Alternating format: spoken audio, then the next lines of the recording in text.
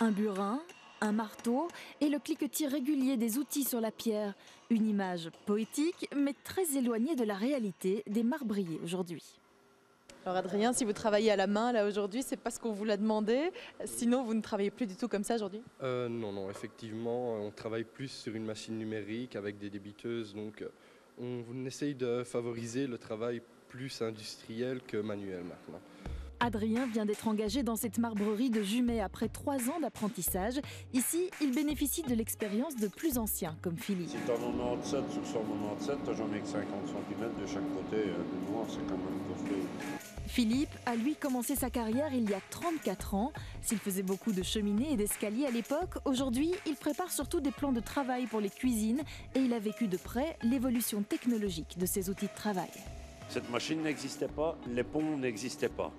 À l'époque, les camions déchargeaient ici à l'entrée et on devait rentrer sur un petit chariot à roulettes, toutes les feuilles à la main. Bon, j'ai des feuilles de taille plus raisonnable, mais c'était quand même beaucoup plus fatigant à l'époque. Le métier est toujours physique, mais certaines machines viennent aider les hommes. Celle-ci est toute neuve. Grâce à un ordinateur, elle vient fraiser ce plan de travail pour pouvoir y incruster une plaque de cuisson au millième de millimètre près et en un temps record.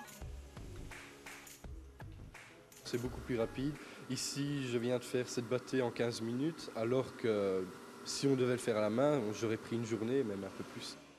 Un nouvel outil numérique nécessaire pour le patron dans un secteur en constante évolution.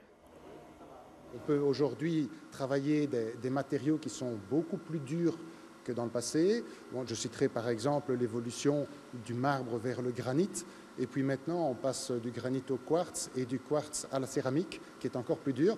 Donc cette évolution dans les matériaux a été rendue possible grâce à ce genre de technologie. Mais les machines ont leurs limites. Il faut encore des hommes pour les diriger et pour rectifier certains détails. Heureusement, de temps en temps, il y a encore des cas où les machines n'ont pas accès. Là, ça me fait plaisir quand on a des choses comme ça où je peux encore intervenir et parachever ce que les machines automatiques ne font pas. Assurément, les marbriers ont encore de l'avenir. Une chance pour ces jeunes apprentis qui, dans les prochaines années, évolueront encore avec leur métier.